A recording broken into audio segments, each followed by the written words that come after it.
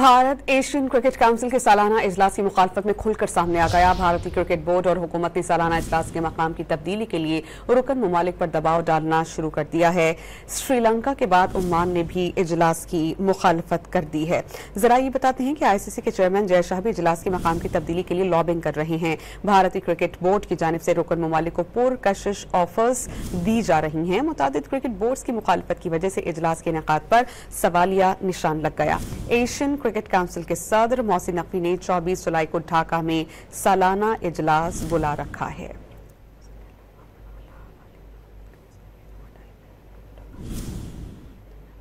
Bharat Asian cricket council के सालाना इजलास की मुखालफत में खुलकर सामने आ गया। भारतीय क्रिकेट बोर्ड और हुकूमत ने सालाना इजलास के मकाम की तब्दीली के लिए रुकन ममालिक पर दबाव डालना शुरू कर दिया है।